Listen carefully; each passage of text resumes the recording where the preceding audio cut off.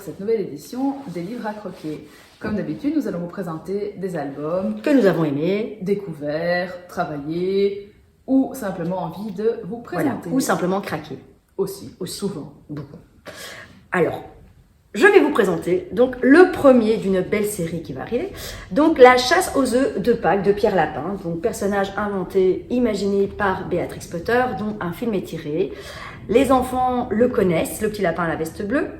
Et dans cet album, on va partir à la chasse aux œufs. Un livre pop-up avec de très belles illustrations, très douces, un petit texte sympa. Donc ici, on a les petits lapins qui vont décorer. Notre petit Pierre Lapin va partir faire les courses, les derniers préparatifs pour la chasse aux œufs. Mais sur son chemin, il va rencontrer une maman canard qui a perdu ses petits canards, ses canetons. Un petit moment de...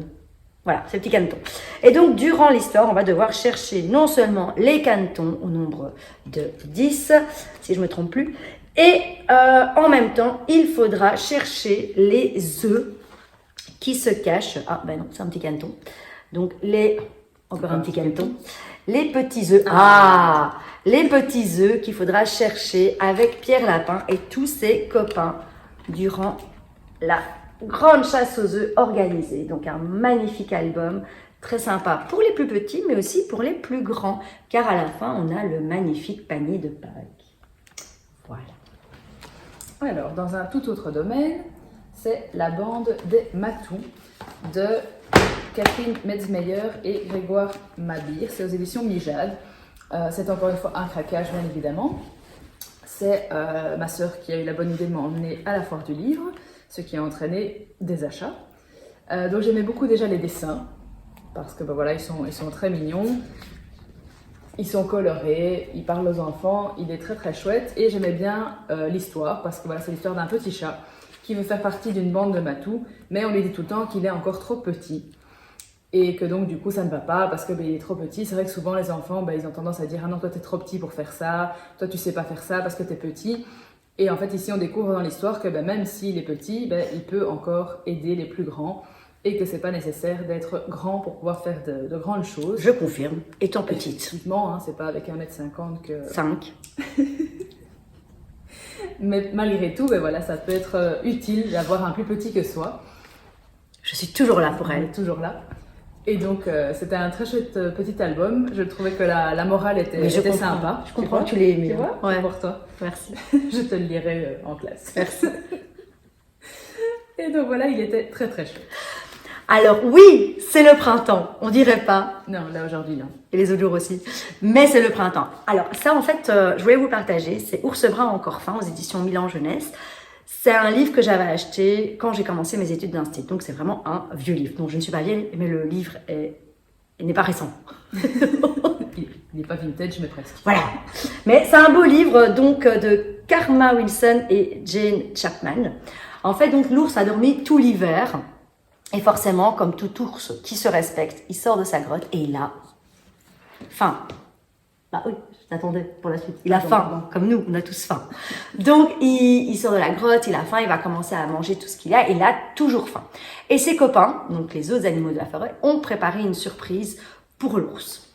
Mais durant tout son trajet, forcément, il va manger. Et en fait, déjà, premièrement, les illustrations sont très belles. Donc, voilà, mon ours. J'adore, très expressive en fait. J'adore cet ours. Et donc il va se balader et à chaque fois qu'il va rencontrer quelqu'un, il dit j'ai encore faim, donc il va goûter des petites fraises douces, il va goûter des trèfles, il va goûter du thon, il va tellement manger. Voilà, donc ici il va manger le thon avec donc le blaireau. Et en fait ce qu'il ne sait pas, c'est qu'il y a une surprise qui l'attend, des cookies. Mais le problème, après avoir tant mangé, il ne sait plus rentrer dans la grotte. Parce que son popotin est devenu un peu trop gros. Parce qu'il a trop mangé d'un coup. Donc, solution, ils vont tous manger dehors. Alors, pourquoi ces livres, je l'aime bien? Parce qu'en maternelle, on a toujours cette habitude aussi de lire des livres pour le plaisir. Et celui-là, je l'ai toujours mis en place d'une certaine manière. C'est que je crée le parcours et on fait l'histoire ensemble et on va goûter ensemble des petites choses. Pour les trèfles, je mets de la ciboulette. Le thon, je laisse le thon. Les fraises aussi, s'il y en a et que c'est pas trop cher. Et les cookies, évidemment, à la fin. Donc, c'est assez chouette parce que tous les enfants, s'ils le veulent, ils ne sont pas obligés, goûtent ensemble les différents aliments qu'il va manger. Et donc, ils vivent l'histoire avec lui. Voilà. C'était mon premier album et je l'aimais beaucoup, celui-là. Alors, pour poursuivre avec les ours, mais dans un style plus inquiétant, on a Oust, Attention aux ours, de Sally Greenley et Peter Houghton, aux éditions Pastel. C'est encore un que j'ai acheté à la fin du livre. À cause de moi, parce que c'est moi qui l'avais. Voilà, elle l'avait. Et en plus de ça, c'est l'auteur qui a fait qu'on a déjà présenté. C'est un livre que les enfants adorent, nous aussi, parce qu'il est très drôle. Et ici, vraiment, ça reste sur le même style, ce sont les mêmes couleurs, le même style de dessin, et toujours avec des pop-up à soulever, à retourner, des choses à découvrir. Et en fait, on part sur des ours. Et on suit le chemin, mais à chaque fois dans le livre, on te dit que tu ne peux pas rentrer. Donc ce côté interactif est assez sympa. Voilà, parce que les enfants savent que ils peuvent pas entrer parce que c'est bien écrit dès le départ. Qu'on peut pas rentrer, c'est dangereux, attention. Et qui n'aiment pas l'interdit. Et du coup, c'est très chouette de pouvoir aller vers l'interdit. Alors ça reprend évidemment la partie de Boucle d'or et les trois ours, mais sous une version un peu revisitée parce que c'est avec une crainte et un danger d'aller quelque part où en fait on n'est pas censé aller. Donc c'est un livre que les enfants aiment beaucoup, qui est très drôle, mais qui en même temps leur joue un petit peu sur le côté stressant et un peu angoissant, mais sans que ça ne fasse peur et que ça les empêche de dormir la nuit. Très bel album d'ailleurs. Ouais. Album suivant, Cacarément. Alors Stéphanie et moi, on aime beaucoup cet album, aux éditions Frémousse. Alors de Géraldine Collet et Sébastien Chebret. Voilà. Donc, en fait, on aime beaucoup cet album parce que c'est un moyen d'amener les formes géométriques. Bon, pas que. Il y a aussi l'imaginaire. Donc, en fait, cet album se présente avec la découverte, dans un premier temps, de formes, sans dire ce que c'est. Donc, voilà. Une phrase très simple. Voilà, ceci est un triangle. Mais alors, si on regarde un peu de plus près, parfois, il y a des petits détails. Donc, par exemple, ici, pour le rectangle, on a... Il y a des rainures. Oui, il y a des petites rainures. Si on prend ici la ligne, il y a comme des petits poils. Oui. Donc il y a vraiment un petit côté recherché. Il y a un petit côté implicite dans l'illustration où moi dans mon texte je vais dire c'est une ligne, mais dans l'illustration il y aura quelque chose d'autre. Voilà. Et ce qu'on aime beaucoup faire toutes les deux, c'est on s'amuse, oui, parce qu'on est des artistes passionnés qui aiment découper. On s'amuse à reproduire toutes les formes de la même couleur. Donc, ceci est un ovale, ceci est un point. Voilà. Donc, on leur donne toutes les premières formes géométriques. Et on invite l'enfant, donc sans montrer la couverture de l'album, à essayer de deviner. De créer quelque chose avec ces formes qu'il a reçues. Qu'est-ce qu'on pourrait en faire ? Qu'est-ce qu'on pourrait en faire en sachant chaque fois, donc ceci est un rond. Voilà. Et c'est gai parce que les enfants ont une imagination débordante. Parce qu'au final, Cacarément, c'est qui ? C'est un petit oiseau. C'est un oiseau. Et qui fait des cacas en forme de carré. Et donc, on aime pas mal ce bouquin et on le travaille chaque année d'ailleurs parce qu'on s'en lasse pas. Il est très chouette et les productions des enfants sont toujours très variées. C'est un album qui est plus pour les petits évidemment parce que le format est cartonné, dur. Ouais. Mais nous on l'utilise en 3e maternelle parce que c'est un chouette outil. Parce que ça permet vraiment de travailler les formes d'une manière plus ludique que tout le temps travailler les surfaces et ce genre de choses. Et qu'en plus de ça, ça leur fait créer quelque chose avec les formes qu'ils reçoivent sans savoir ce qui va apparaître dans le livre en fait. Donc c'est très simple. C'est un très chouette album. Ensuite, on a le livre qui n'aimait pas les enfants. Alors déjà rien que le titre, moi ça m'a déjà beaucoup amusé.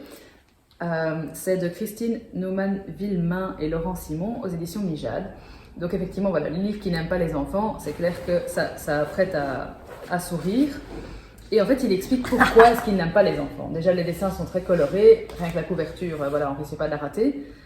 Et en fait, c'est un petit livre jaune, effectivement, qui n'aime pas les enfants parce qu'il dit qu'ils ne sont pas soigneux avec les livres. Et c'est vrai que souvent, on répète aux enfants de faire attention, il ne faut pas plier les pages, mais bon, voilà, malgré tout, les livres en classe vivent une vie assez douloureuse.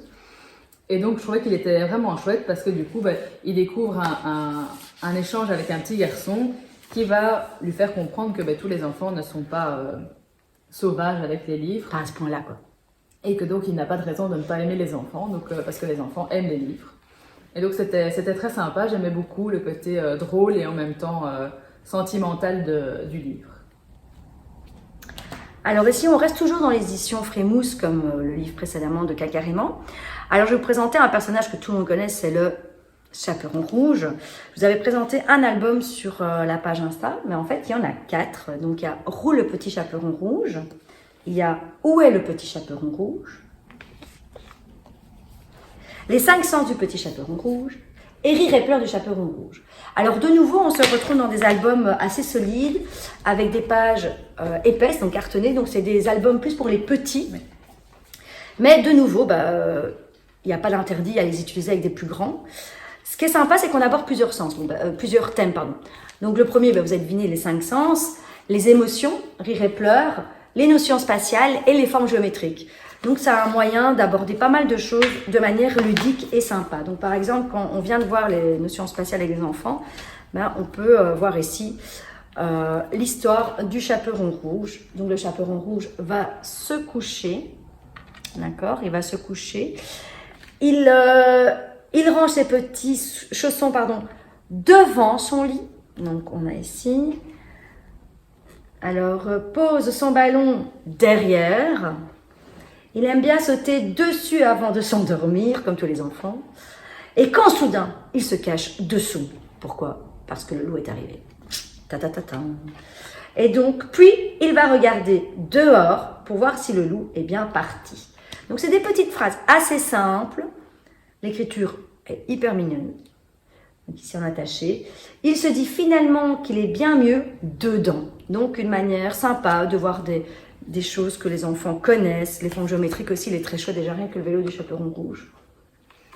Et là, donc, on va voir les formes rondes, carrées, triangles, ovales, rectangles et losanges dans différentes situations du loup, des belles couleurs et des chouettes illustrations aux éditions Frémousse. Donc, toujours très sympa à avoir sous la main.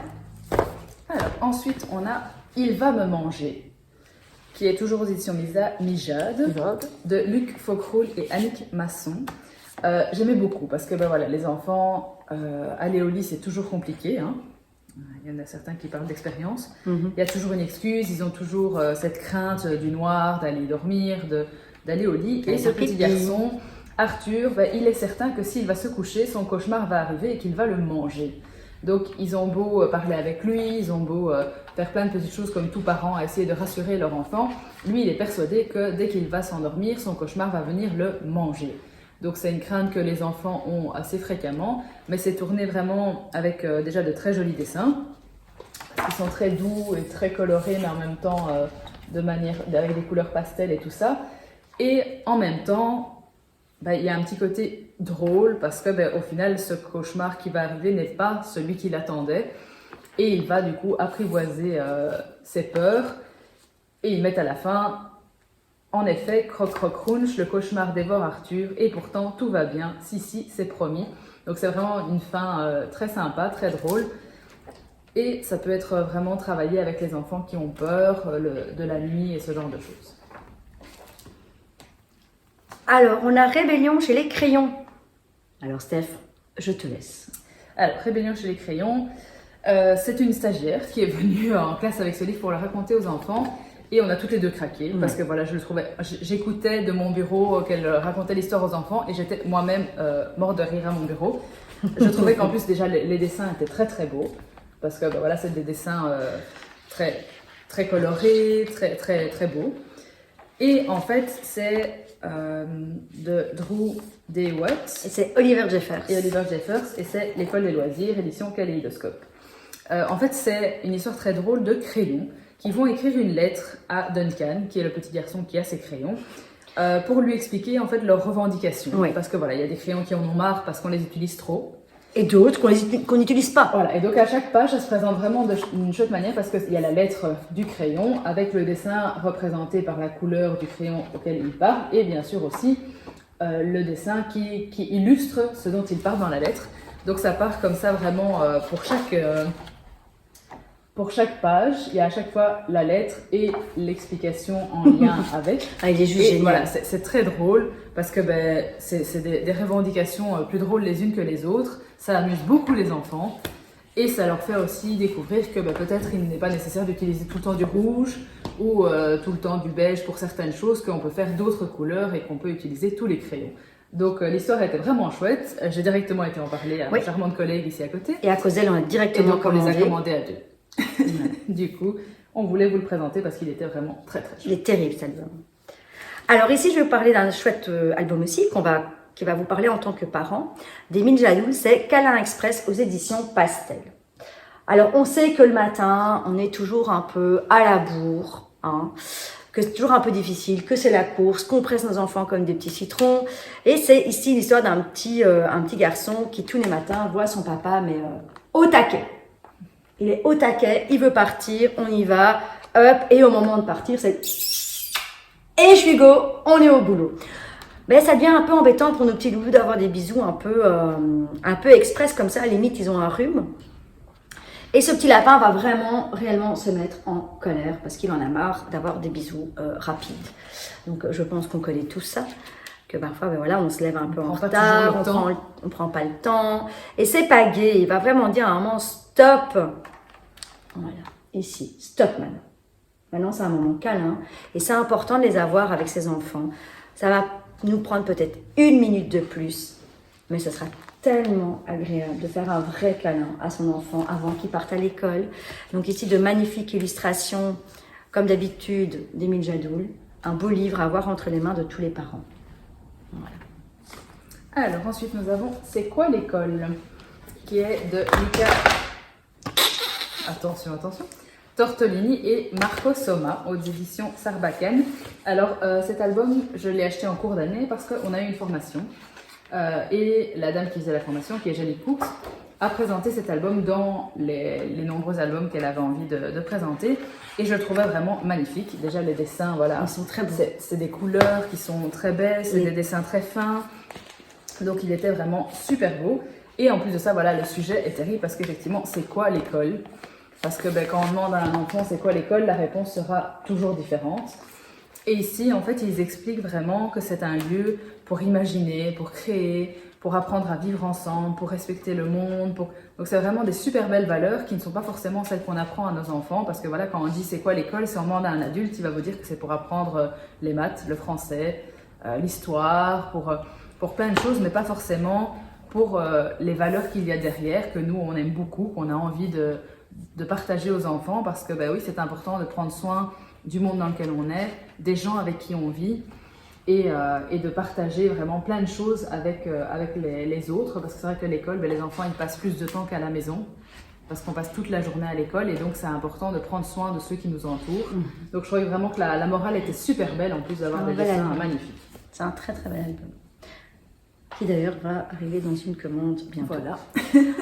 Alors ici, donc, nous avons Agadir veut dormir aux éditions Alice Jeunesse, un très beau livre qu'on a toutes les deux, qu'on a eu d'ailleurs grâce au concours de la petite fureur. Alors c'est l'histoire d'un petit chien, un petit enfant, hein. Oui, dans l'absolu. Dans l'absolu, un petit enfant, qui n'arrive pas malheureusement à trouver le sommeil parce qu'il se pose plein de questions. Il n'arrive pas, il y a des choses qui le tracassent. Il se sent seul parce que voilà, il trouve que la nuit est grande et que lui est tout seul sous le ciel étoilé. C'est une très belle histoire. Et à un moment, il va dire bon, ok, je vais partir, je vais voir comment je vais faire pour trouver le sommeil. Et donc c'est un petit livre pop-up, mais avec une illustration en pop-up. Je ne sais pas si vous voyez la fusée. Donc il va partir. Et là, il va se rendre compte qu'il est aussi tout seul. Il arrive sur la lune. Il arrive sur la lune. Il est quand même tout seul. Voilà, il est tout seul sur cette lune, mais il n'arrive toujours pas à dormir. Et du coup, il y a 3 petites étoiles qui vont arriver. Ici. Et là, ensemble, ils vont passer un chouette petit moment. Un moment assez câlin, en mode on va se prendre un petit thé, on va discuter, c'est assez chouette. On sent qu'il n'est pas tout seul. Voilà, il va se rassurer. Et pour enfin arriver à s'endormir. Alors, ce qui est magique avec cet album, c'est déjà les illustrations sont très belles, très douces. Et il y a toujours le rappel de sa couverture. Sa couverture qui est toujours là. Sa couverture est présente à toutes les étapes. Voilà, elle est là sur la lune. Elle est dans son petit baluchon. Elle est tout le temps, elle est toujours Elle est partout où il va. Et donc, il y a cette belle illustration qui suit partout. Et évidemment, il y a un côté magique parce que dans ce livre, bien, la couverture nous suit partout dans l'album, vu qu'on peut l'ouvrir et tourner les pages où nous aussi, en fait, on est sous cette couverture qui fait un peu ciel étoilé. Et ce qui est génial, c'est avec sa lampe de poche. De passer le soir, on passe et tout s'illumine au-dessus. Donc, c'est vraiment un magnifique album. Pour la nuit. Pour la nuit. Alors, là, Steph, elle va enchaîner les albums. Ouais. Les colères de Simon, qui est aussi un craquage foire du livre. C'est aux éditions Alice Jeunesse, qui est une édition que j'aime beaucoup. C'est de Yann de Haas. Les dessins, déjà, je les trouvais très très beaux. Et en fait, c'est un petit garçon qui n'arrive pas à maîtriser sa colère. Et quand il est en colère, eh bien, il se transforme en animal assez effrayant. Donc, ça peut être un dragon, ça peut être un lion. Un rhinocéros. C'est tous des animaux un peu effrayants, un peu sauvages. Et donc, il représente sa colère sous ce genre d'animaux parce qu'il se métamorphose en animal. Et donc, c'est vraiment chouette pour les enfants qui ont du mal à gérer leurs émotions au niveau de la colère. Les émotions, la colère, la frustration, les contradictions, tout ça. Il est vraiment très très chouette et les dessins étaient juste magnifiques. Donc, je me suis dit que ça pouvait toujours être utile et que c'était un bon livre à partager avec les enfants et les parents qui auraient du mal à gérer les colères de leurs enfants. Alors, dans le thème du chaperon rouge, nous avons la cape magique qui a l'air magnifique aux éditions Kaléidoscope. C'est effectivement la couverture qui m'a plu. Je la trouvais très très belle parce que voilà, c'est noir et blanc quasiment avec juste cette cape rouge qui apparaît. Et quand on regarde bien, ce n'est pas le chaperon rouge qui est sous cette cape vu qu'il a une petite queue en tire-bouchon. Et que c'est un petit cochon fréquent du petit chaperon rouge. Et en fait, on découvre au fil des pages que oui, c'est le petit chaperon rouge, mais il y a tellement de vent que cette cape s'envole et va aller de personnage en personnage, des personnages qui sont toujours en lien avec les contes traditionnels. Mais du coup, à chaque fois, le loup va suivre cette cape en espérant pouvoir manger quelqu'un. Et finalement, évidemment, il ne va pas arriver à ses fins. Mais donc, je la trouvais très très drôle parce que c'est une revisite de nouveau d'un conte, mais qui n'est pas forcément le conte traditionnel, mais en repassant par plein d'autres contes. Et voilà, il était très drôle, les dessins étaient très très beaux, et donc j'ai craqué encore. Craquage suivant, de toujours Stéphanie. On a Le Temps des cerises aux éditions Alice Jeunesse. C'est déjà une édition qui fait aussi de très beaux albums, qui va rejoindre un peu l'idée des crayons de couleur. Oui, c'est un peu le même principe, sauf que voilà, les dessins de nouveau étaient splendides. Que j'aimais beaucoup le fait que ce soit en noir et blanc, parce que vraiment tout le début du livre est en noir et blanc. Donc c'est assez étrange pour un livre pour enfants, en général ils sont toujours très colorés. Ici c'est noir et blanc parce qu'en fait c'est un pays où il n'y a plus de couleurs. Oui, elles ont été emportées par un cyclone. Emportées, et donc les gens vivent en noir et blanc. Ils ont perdu tout un peu le goût de la vie. C'est un peu différent et cette petite fille, elle aime beaucoup la vie malgré tout. Elle aimerait savoir quelles étaient les couleurs vu qu'elle ne les a pas connues. Elle demande à sa grand-mère. Et en fait, un jour, elle tombe sur 5 petits crayons de couleurs. Donc là, les couleurs apparaissent juste sur cette page. Et en fait, elle va avoir l'idée de les faire pousser. Et donc, sa grand-mère lui dit que les crayons, ça ne pousse pas. Mais elle va les planter dans le sol parce qu'elle espère que les couleurs vont réapparaître. Et chance pour elle, cela fonctionne parce que petit à petit, les crayons poussent et recréent la couleur qui avait disparu sur la terre. Donc je trouvais l'histoire vraiment très splendide, les dessins magnifiques, et donc du coup, je l'ai acheté. Évidemment. Alors Simon, on s'en souvient de Simon, notre petite canaille, toujours de Stéphanie Blake, aux éditions, si je ne me trompe pas, École des loisirs. Alors ici, Steph nous a présenté un album Top là. Donc l'histoire de Simon qui nous fait quoi là? C'est Simon qui en fait a des cartes. Parce que voilà, nous avons toutes les deux des enfants qui ont tendance à avoir des cartes à échanger à l'école. Ces superbes collections que l'on commence et qu'on ne termine jamais. Qui n'a pas de fin. Voilà, qui n'a jamais de fin et qu'on nous ennuie avec ce genre de choses. Ici, lui, voilà, il a des cartes Kikojun. Et donc, voilà, je ne mens pas. Kikojun, voilà. Et il les échange à l'école et donc, voilà, il va devoir choisir parce qu'en fait, il veut absolument une carte. Mais son copain qu'il a veut l'échanger contre quelque chose qui lui tient vraiment à cœur. Et donc Simon va devoir voir qu'est-ce qui lui tient le plus à cœur. Est-ce que c'est cette nouvelle carte ou est-ce de garder ce qu'il a déjà? Pas facile pour les enfants de faire ce choix. C'est quelque chose de difficile parce que voilà, nos enfants aussi parfois reviennent en nous disant oui mais machin, je voulais me l'échanger pour ça et moi je voulais pas. Et... Donc voilà, c'est assez actuel, pour les enfants ça leur parle. Simon, voilà, il est toujours drôle, les enfants aiment beaucoup, c'est des dessins simples, il n'y a pas de fioritures, c'est toujours un fond uni avec vraiment c'est toujours le même l'action principe, qui apparaît. Et donc le sujet était sympa à aborder avec les enfants. Dernier album. Donc, dernier album. Je ne sais pas comment appeler mon chat. Alors, moi, je n'ai pas de chat, mais Steph a un chat. Oui, il s'appelle comment ton chat? Il s'appelle Neko. Voilà, trop mignon. Nous, on a su Même pas là comment pour appeler le t'embêter. chat. Il est de l'autre côté. Nous, on a un chat. Et en fait, ce livre, c'est ma sœur qui l'a offert à mon fils.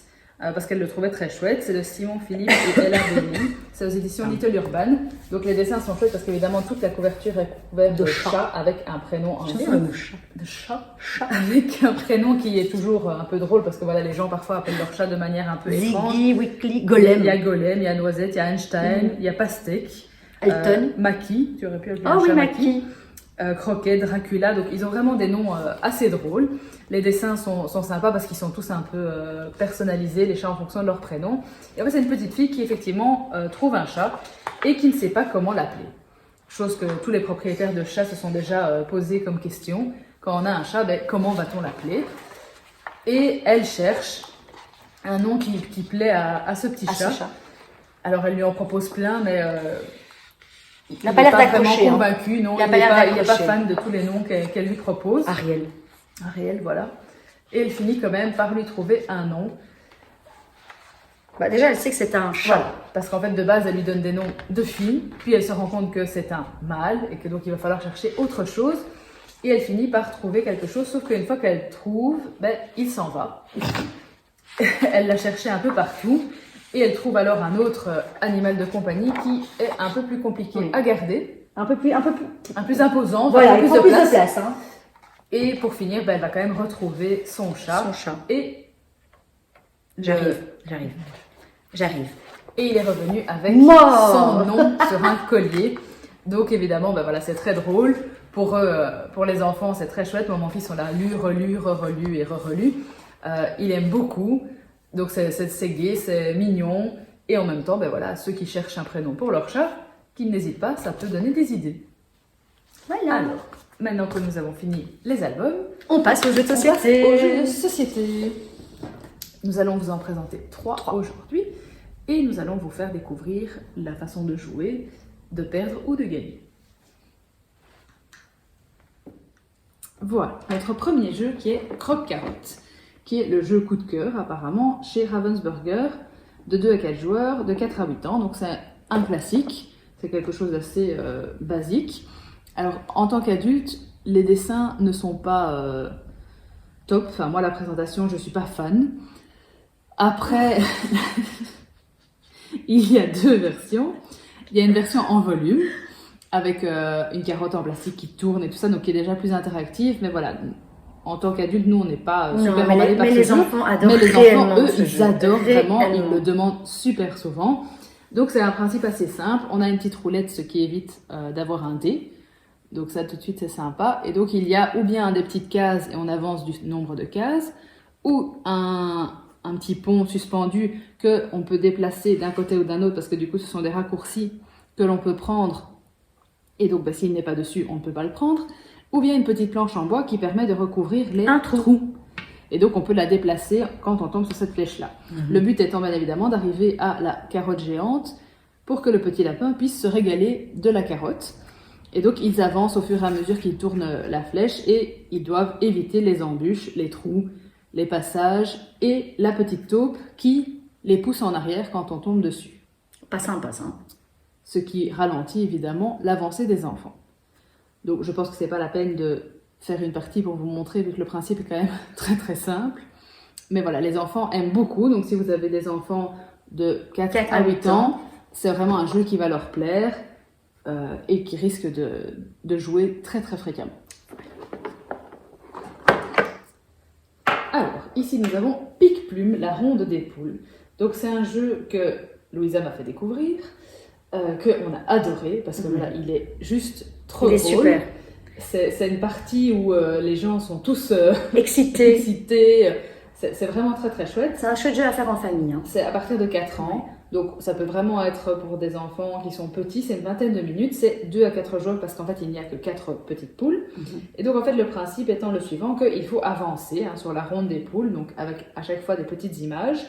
Et à chaque fois qu'on arrive à intercepter une poule de devant, on peut lui voler sa queue, sa petite plume, sa queue, et la mettre sa plume, en fait, sur sa poule. Et il faut évidemment avoir 4 plumes pour gagner. Donc c'est un jeu vraiment très très drôle. Oui. On va vous montrer comment est-ce qu'on peut avancer. Oui, parce que comme il n'y a pas de dés et qu'il y a un parcours et des cartes au milieu, je pense que vous avez directement saisi le concept. Donc un jeu de mémoire.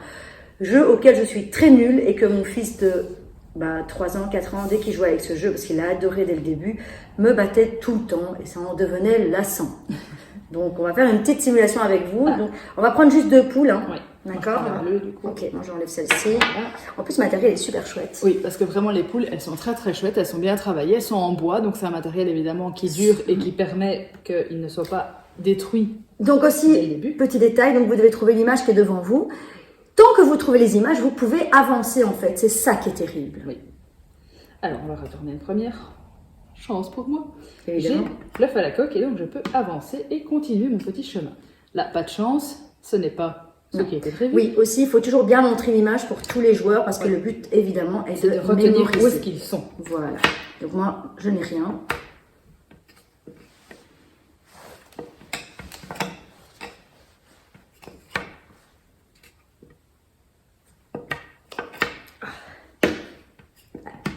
J'ai réussi, c'est un Pardon. Oh. Donc, vous voyez, dès qu'on a tout le concept, on peut y aller. Voilà, donc là, je m'arrête. Je suis sûre qu'on avait retourné Je le suis sûre nid. aussi. On avait retourné ce nid. Oh, mince. On vous remercie. Donc l'idée, et c'est assez stressant parce qu'on ne veut pas se faire piquer sa petite plume. Et je suis sûre. Ah.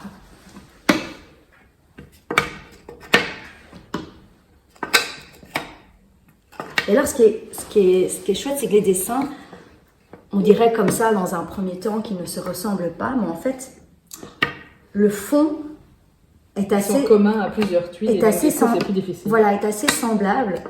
Et donc, c'est hyper frustrant. Alors que les dessins ne se ressemblent pas. Donc, vous avez compris le principe. Parce que donc, si on doit continuer avec nous, on va durer un moment. Voilà, on sera encore là dans un quart d'heure. Donc, un très chouette jeu qui est gigamique et qu'on vous conseille si vous avez des enfants qui aiment passer un bon moment. Parce que du coup, voilà, c'est vraiment un peu stressant de se dire elle arrive. On peut mettre la pression en disant t'as vu, je m'approche. Enfin, donc, c'est vraiment très très chouette. Ouais. On le conseille vivement. Alors, autre petit jeu aussi, toujours en fait dans le même thème, carottes, poules, lapins et compagnie. On a un petit jeu de poche, Piu Piu, aux éditions, on ne le voit pas très bien avec la lumière, voilà, Piu Piu, aux éditions Djeco. Très chouette jeu, aussi rigolo, là plutôt vraiment pour les plus grands. Quand on dit 5 ans, c'est vraiment 5 ans, sauf si on a vraiment l'habitude de jouer avec ses enfants, mais vraiment personnellement 5 ans. Alors, qu'est-ce qu'on a comme matériel? On a une série de cartes, on a des œufs qui se transforment en petits poussins. Voilà, ici je les ai, mais d'un côté c'est les œufs. Et on a une série de cartes. Alors pour cette petite partie, donc chaque joueur a 4 cartes. Et les 4 cartes, pas facile à dire, hein. Les 4 cartes représentent différents personnages. On peut avoir un renard, une poule ou un coq évidemment. Donc le but de ce jeu est de réussir à faire pondre, que notre poule ponde. Si je ne me trompe plus, il faut combien d'œufs encore pour gagner? Ça y est, j'ai oublié. Un petit trou de mémoire. Ah voilà, il faut avoir 3 poussins pour avoir gagné. D'accord? Donc, pour faire un œuf, il faut évidemment une poule et un coq. Et un nid. Et un nid, effectivement. Ah oui, si on a ces 3 cartes-là, on peut prendre un œuf. D'accord? Donc, pour un peu mieux comprendre le jeu, on va vous mettre les cartes devant. Donc, ici, par exemple, je ne sais rien faire. Donc, je mets en dessous et je repioche une carte. Ben, en fait, là, je ne sais toujours rien faire. Alors, on voit qu'on a des cartes renard avec un œuf aussi sous la main. Et donc, du coup, je peux aller voler un œuf qui n'est pas encore éclos. Attention, d'accord? Mais ça, on vous montrera dans le jeu. Donc moi, je ne sais toujours rien faire. Donc je vais remettre ici et repiocher. À toi.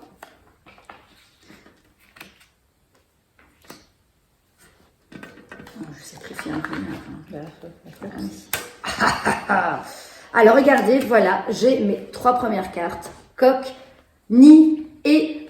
Non, pardon, poule, nid et coq. Un petit souci là.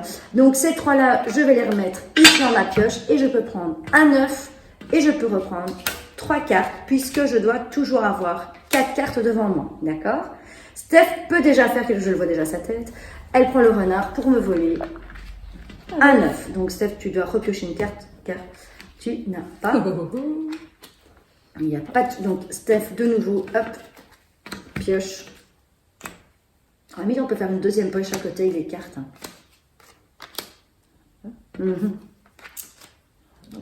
Donc à moi.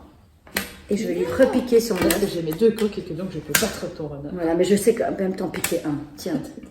Donc voilà, là, ces 2 coques, elle peut... défendre son petit. Voilà, donc hop, hop, hop.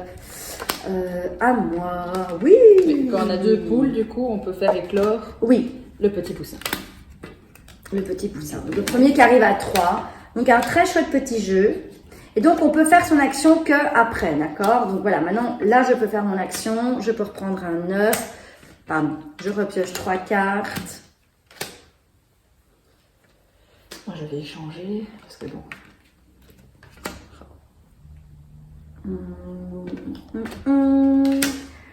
Donc c'est le premier. Donc là par exemple je l'ai 3, mais je ne veux pas encore faire mon action, c'est à mon tour prochain.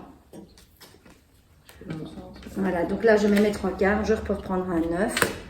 Je reprends entre nouvelles cartes. C'est aussi, hop, 3 cartes. Un chouette petit jeu, donc en fait c'est gai parce qu'on peut avoir un maximum d'œufs puisque le but est d'avoir déjà 2 poules. Donc là j'ai mes 4 œufs, donc moi je vais essayer d'échanger mes cartes pour avoir 2 poules, zut, pour pouvoir faire éclore. Oui, voilà pourquoi il vaut mieux avoir plus d'œufs. Hein. Donc je vais repiquer mon œuf. Voilà. Pourquoi il y a un renard qui est là tout seul? Il est perdu. Et alors aussi on peut contre-attaquer une attaque de renard. Non, non, je contre-attaque parce que j'ai 2 coques. Donc Et on défend son nid. Et on défend. Donc voilà. Donc en fait ici c'est assez sympa. Bon, là je vais quand même utiliser mes 3 cartes. Je vais quand même reprendre un 9. Voilà. 2 et 3. Allez. Donc petit jeu assez sympa, on a compris le concept. Voilà. Et donc le premier qui arrive à 3 œufs éclos a gagné la partie. Voilà, c'était le final. Notre final, tout à fait, avec le chat qui apparaît enfin sur la couverture de l'autre côté pour que vous voyez notre Neko.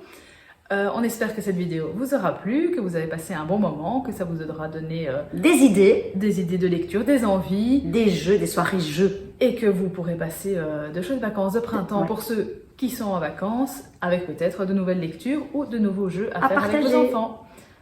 Bonne journée, au revoir.